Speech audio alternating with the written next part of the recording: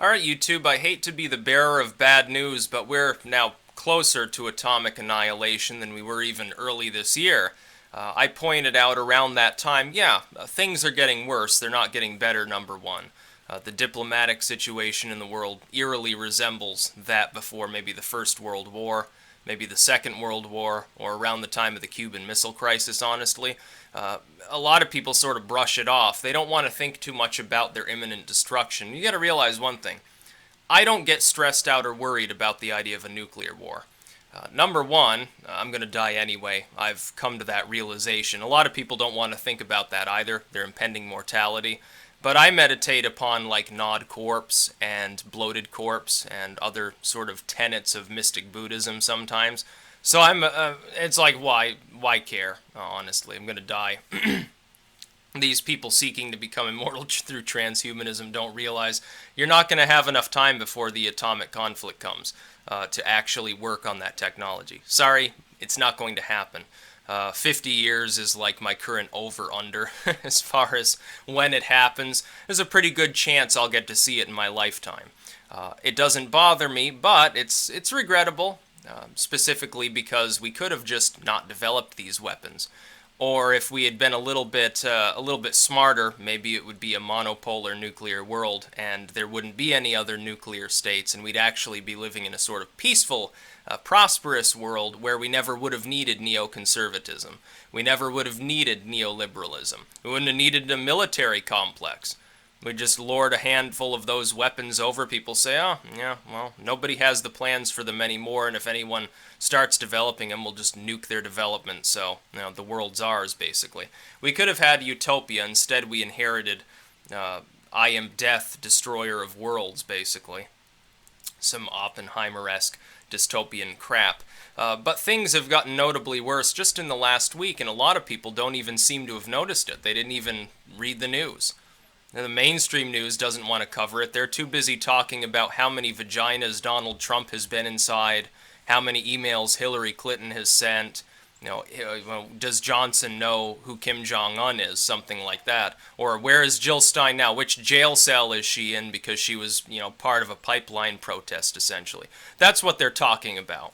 That or some celebrity gossip, some mindless, boring crap that appears on TMZ or Nancy Grace talks about it or some idiot like that. Nobody wants to realize that things right now are more dangerous than they were at the height of the 1980s as the USSR, in its latent state of fascist metastacism, decided that it would create several tens of thousands more nuclear weapons. Nobody wants to realize that we're pretty close at this point to another Cuban Missile Crisis. We have 3 events happening in the last week. The US and Russia are no longer cooperating on Syria. They're no longer communicating on Syria. They're not coordinating in Syria, which means there's the risk that a Russian maneuver and a US maneuver could get confused and they could end up firing on each other accidentally. Now, that's a little bit worse than these air provocations that have been happening forever, by the way. The idea of the sort of madman strategy of Kissinger has been embraced by the Russians. I don't think people realize, I'm no friend of Putin, by the way. The fact that I don't think that the Russians are actually meddling in our election and that the White House is full of shit and that's all propaganda has nothing to do with any love for the Russian state. Vladimir Putin's nuts. He decided to take up the Kissinger strategy and use it in the modern age, with weapons that are bigger and badder than what they were back then, generally speaking. Not the greatest of ideas in the world. When the Russians, maneuver within 10 yards of a U.S. plane, it's not good for the world's health because it could start a nuclear conflict. So number one, they're no longer communicating on Syria. Number two, the U.S. and NATO at large are now openly declaring their intent, possibly, to ruin Syria like they did Libya, run a no-fly zone and hope that Assad gets outed. And this can only mean one thing. They're attempting to overthrow Bashar al-Assad. Now, why would NATO do this? It's important. It's because if Russia continues to move military goods into the region and we can't do anything about it once there are enough assets there, if that continues, there's the risk that they'll move nuclear systems or anti-missile systems, even more advanced than they've already got there, into the area. with the idea of outflanking the ring around Russia. What people don't realize is that the wars in Afghanistan and Iraq had nothing to do with Osama bin Laden. They had nothing to do with Saddam Hussein.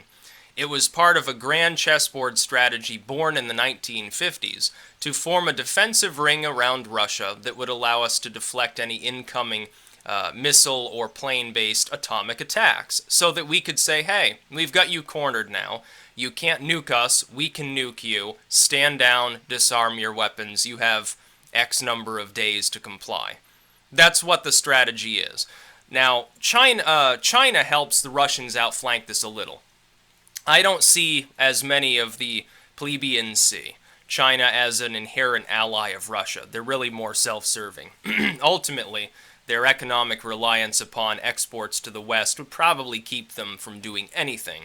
But it does create a rather large zone for Russia to potentially operate over if such a war were to begin. That's why it actually makes sense to allow the Japanese and South Koreans to develop more missile systems. If not nuclear, at least anti-missile batteries. They've been begging for THAAD for years. We should, by the way, give it to them. I will say this. I side with the United States and the West on the issue of the grand chessboard. But I only do that out of pragmatism, because my own nation would end up getting nuked in such a situation. I'd probably be fine, other than fallout. I can't imagine Russia would waste so much as a tiny atomic device on Rutland. Be a waste of a shot. Burlington would get wiped off the face of the earth. They'd necessarily attack the capital, Montpelier. Rutland? Probably not. And even if they did, the city's miles away from where I am, so I wouldn't be too worried. Yeah, okay, I got some cosmic rays, I got some gamma radiation there, but, I have a suntan, but I feel fine generally speaking. Oh shit, I just vomited up my liver or something like that. And then number 3, the US and Russia are no longer cooperating on their plutonium stockpiles, which is rather unprecedented. The US and Russia for many decades now have been cooperating to reduce their nuclear stocks. They no longer are. Russia has pulled out of that. Just as at the same time that the US has pulled out of bilateral talks over Syria, Russia pulled out of this other arrangement. Now, historically, what we've seen is it takes years and years of constant diplomatic wrangling for these two nations, or these two poles of the world, to work out even the most minute of deals. It's going to take years. It's the first 4 years of whatever administration comes next, should they choose to pursue peace, will be entirely expended in a diplomatic manner on Russia. There will be no time to attempt to work with any other nations. It'll all be all Russia all the time. We are in another Cold War. It's back. It never really left in the first place. You see, the problem is this. People thought that the Cold War ended because the USSR collapsed and because you got, Yeltsin, Chucklehead drunk in there, and Putin seemed receptive at first. But around the time he invaded Georgia and the US turned the cold shoulder to him, that warming of relations ceased. And the end of the Cold War, so-called, which never really was an end, it was just a temporary suspension of Cold War attitudes, never addressed the nuclear issue. More progress was made during the Cold War on reducing stockpiles than was ever made during that lull period. More progress was made while we were still main nuclear adversaries. Now there's no progress. We have, in the last year, collectively, the US government and the Russian government, DC and Moscow, have managed to piss away about 20 years of effort. Things are as dangerous now as they were at the height of the Reagan administration with Star Wars. Only this time around, the Russians realize that we're going to try to drive their economy into the ground. Now look at what else is happening. There's more news.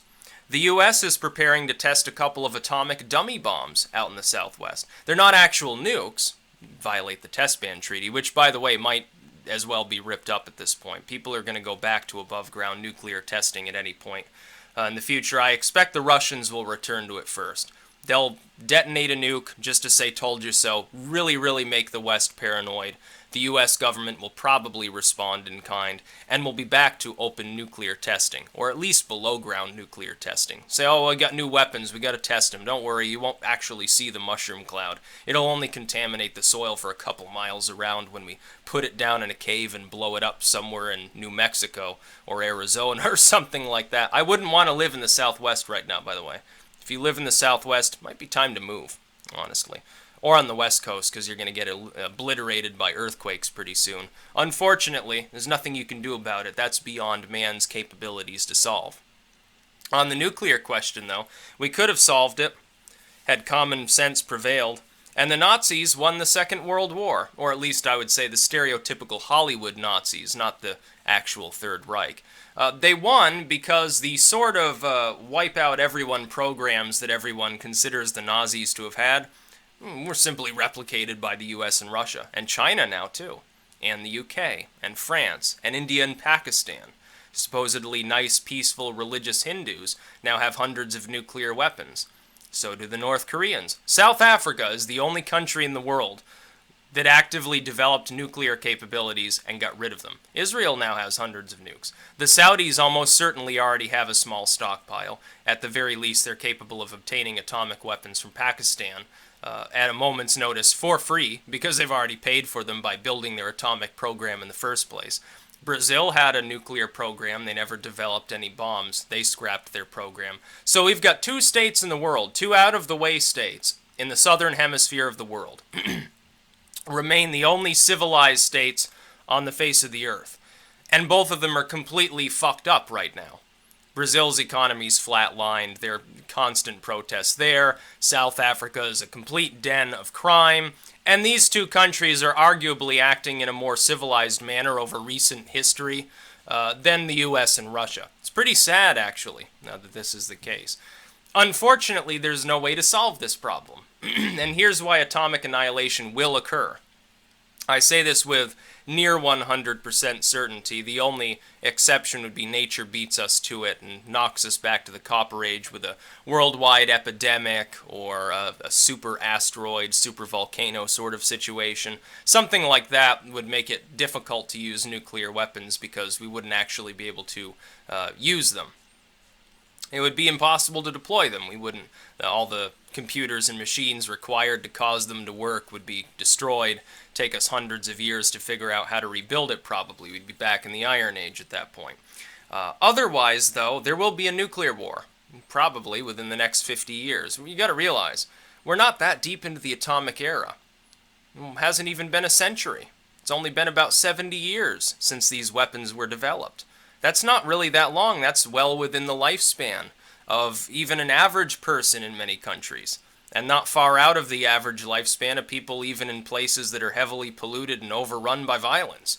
So talking to me about, oh, it can never happen, well, you don't have that much human history. All we know is that when humans develop happy new weapons, they have a tendency to use them. The United States, of course, dropped several atomic bombs. Nobody's ever launched a hydrogen bomb offensively yet, but it's going to happen. In fact, they're probably going to launch many thousands of them when it eventually happens. The problem is this: you can't prevent regimes from developing nukes. You can slow this process down. We have, successfully since the atomic era began. But look at all the countries that have developed it since then. The United States had nuclear weapons, didn't want everyone else to have them. The Russians quickly acquired them. Oops. Oh, should have cracked down on espionage agents a little bit more, I think. The Israelis developed it not long after, because of course the spies were theirs, that gave them to the Soviets. They developed a program by the 60s. By the 1980s, they had hydrogen bombs, in partnership probably with the South Africans that destroyed their own program. They probably used them as a proxy state to develop their nukes, which is rather funny. The British ended up getting them. The UK has, I think, 180 atomic weapons. France has, I believe, 300. Quite a significant stockpile. France is actually the third nuclear power in this world, believe it or not. It's not China. The Chinese weapons are a lot less developed than what France has. France has a stockpile just as large as the Chinese stockpile, and it's better. France is actually in third place in this world, believe it or not. And the British are in fourth. China's in fifth, basically. India and Pakistan developed them. They weren't supposed to, but they did anyway. The United States turned a blind eye to both countries, developing them because it was hoped that it would create a counterbalance to keep them from skirmishing along their border. How well that worked out? No, it didn't. As far as the Syrian crisis, though, goes, The reason why the West is so interested in decimating Syria, get rid of Assad, overwhelm it with rebels, crush it into the ground, and hopefully not fix the problems there, is for the same reason that we did that to Saddam. We destroyed Saddam not because he was a warmonger, not because he had his own tiny, pitiful chemical weapons stocks, which was true, he did have them. He also had nerve gas. He had botulism, although he only had enough to decimate maybe a couple of towns. He did develop WMDs. You think that Washington was worried about that? No, he just wanted to use it against a bunch of Kuwaitis and Iranians. In fact, we helped him deploy chemical weapons against Iran. Why do you think we did that? The real reason we overthrew Saddam and took over Iraq was to prevent Russia from moving in, potentially, and breaking through the wall of containment we had started to build. And it's a pretty damn good wall. We've already got them contained on the European side. We've got them contained on the Arctic. We've got them contained on most of the Pacific. What really is left is the Indian Ocean region, really. Iran, Iraq, the Middle Eastern region. Why do you think there's so much focus on this one specific region that has only one valuable resource that is quickly falling out of favor? The prices have plummeted on this resource. We're now making enough of our own to power our economy, and we're increasingly in the Western world relying on green sources of energy, so-called. Why do you think there's so much focus still on the Middle East? In fact, does it seem to be decreasing in accordance with our decreasing demand for this one product that they happen to have? Or does it seem like we're more fixated on the Middle East? Do you honestly think that this is because of a handful of militants? Because of jihad? No, it has nothing to do with that. It has to do with containing the Russians, specifically along this same corridor. Afghanistan, Iran, Iraq, and Syria. Oh, it's funny. These four states happen to create a perfect line right across this exact region, which is the one major region we don't have Russia contained with. What a coincidence that is. I wonder why. Now, the Russians aren't blameless in this, let's face it. Of course, they tried to invade Afghanistan, leading to the creation of the actual weaponized Mujahideen in the first place. They do use Iran as a proxy. They fund them. They arm them. They don't care if they get nukes, by the way. The Iranians are an oppressive regime. Saddam was oppressive. There's no question about it. He was a total totalitarian tyrant. Killed hundreds of thousands of people. Arguably, ISIS is a little bit worse than Saddam Hussein, I think, at this point. Syria, what the fuck did Bashar al-Assad ever do to us? Nothing, except he invited the Russians in. And now the Russians are there. Here's the problem. The Western world is about to consider the possibility of running a no-fly zone Libya style over an area where a state with nuclear weapons that isn't in direct contact with us over the issue already has anti-air and anti-missile systems. Does this seem like a sensible idea to anybody else? Probably not. You probably think it sounds like complete dystopian nonsense that the United States asking for a nuclear conflict. And that's exactly what Obama and Kerry are doing right now. Kerry rage quit. He got butthurt at the fact that the Russians were doing the same thing the U.S. has done for the last year, which is routinely violate and ignore the ceasefire agreements that were hammered out. The United States was hoping that the Russians would get bored, say fuck it, withdraw, and let the U.S. come in and decimate them. The Russians were hoping that the U.S. would get bored, that public opinion would keep us out. And you remember, more than 70% of the U.S. population, when Obama queried the population on the possibility of firing some missiles at Assad's forces because he used chemical weapons, which he never did, by the way. More than 70% of the people here thought it was a terrible idea, wouldn't support it. Got shot down in the UK too, by their House of Commons actually. They didn't even rely on public opinion. Even their legislative branch over in the UK shot it down. It was so unpopular. They wanted to attack Assad then, back in 2015. And they got prevented. They got cock-blocked. Obama realized how unpopular it was. And then he came out after the fact and he said, oh, yeah, but at the same time, Congress has to approve it. Oh, yeah. He covered for his ass. He wasn't going to ask Congress if the polling suggested that people were receptive to the idea of marching into Syria. He wouldn't have asked for congressional approval. He would have invoked, oh, I'm the executive, I'm the commander-in-chief, I can do whatever the fuck I want. We've already got troops at the base. He would have marched a few extra thousand troops to the base, false flagged it. Oh, someone shot a mortar. We've got to respond now. And he would have had his ground forces and his missiles and planes in the situation. But Russia has effectively already taken up residence there to the point at which it's very difficult to do that. They're also openly antagonizing the Western world, just as we're antagonizing them. We antagonize them by even talking about the possibility of running a Libya-style no-fly zone over Syria. It's an antagonism. We're antagonizing them. We antagonized them when Obama suggested attacking Assad's forces from the ocean by firing missiles at some of his strongholds. We've antagonized Russia by ignoring the ceasefires. Russia, in kind, has antagonized us by ignoring ceasefires, by putting sophisticated anti-air, anti-missile systems in Syria, by pledging continued support, by withdrawing from the plutonium agreement. So there's a massive amount of antagonism on both sides. The fact that I don't support Russia, the fact that I support, in general, Western interests, doesn't mean I'm looking at DC and I see them as saints. Because they're not. They're devils. Just like Putin is a devil. To use the colloquial term, I suppose. Surrounding Russia with a ring of anti-air, anti-missile systems to try to end mutually assured destruction on paper is a really good idea, by the way, and one I would support. The problem is, I imagine that the reaction would actually be to fire all of their missiles at the same time, including many tens of thousands that don't have nuclear weapons, just to confuse us further.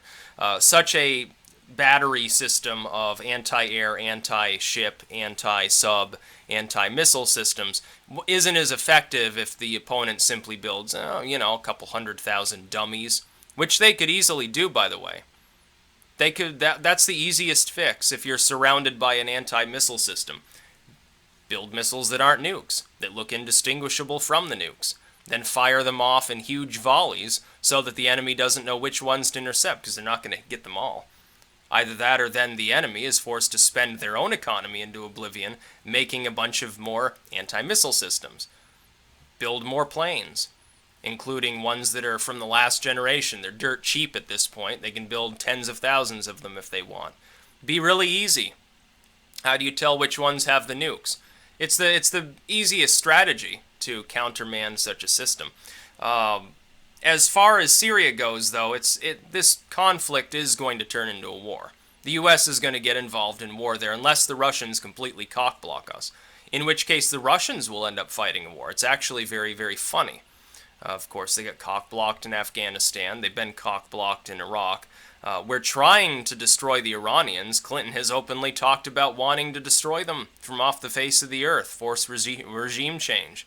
We've already changed their regime once. We already tried that. It didn't work. It didn't work so well. No, the world is focused on the Middle East because of Russian containment, not because of the Al-Qaeda, the Taliban, ISIS. They don't care about ISIS. Half those people in ISIS just wander around in the desert fucking their slaves all day. That's all that they do.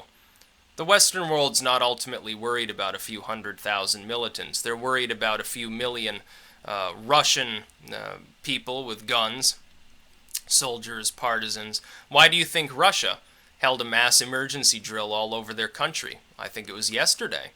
Oh yeah, we're preparing in case of a nuclear conflict. They've got the right idea, by the way. We should be doing the same. We should have drills like that here. We should bring back the Civil Defense Force, uncouple it from FEMA. We should have radio stations, specifically a lot. We should be handing out educational materials. All citizens should be given iodine. Iodized salt should be, salt should be iodized in a mandatory sense to flood people's thyroids in case of atomic attack and save millions of lives, believe it or not. Just that one little step. Iodize the fucking salt. That's all you have to do. Prevent all those thyroid problems, which will kill people freakishly fast. Very, very quick absorption rate. We should be teaching people field medicine. We should be teaching people how to deal with fallout, how to decontaminate, potentially. Get on with their lives thereafter. It's not like the entire countryside will be nothing but craters. The major cities will be gone. 75% of our population within a year would be dead. The rest of us would have a lot of cheap and free land to farm, or to take down wood, make lumber and stuff like that. It would actually be a pretty dignified existence, assuming we don't get smashed thereafter in a Chinese invasion. But we stand no chance unless there's more coordination with the population. And the government right now has spent years telling people that if you're prepared for such a conflict, you're paranoid, you're evil, and you should probably be on a watch list. They've spent years now telling people that guns are bad, okay, and only the government and police should have them. What a terrible way to prepare for atomic annihilation. The threat is more real than most people believe. So yes, we are closer than 3 minutes to midnight. I don't care that their scale apparently doesn't have half minutes. I think we're more like 2.5 minutes to midnight. Almost as bad as the Cuban Missile Crisis right now, and worse than it was a year ago, worse than it was at the height of the scare in the 80s.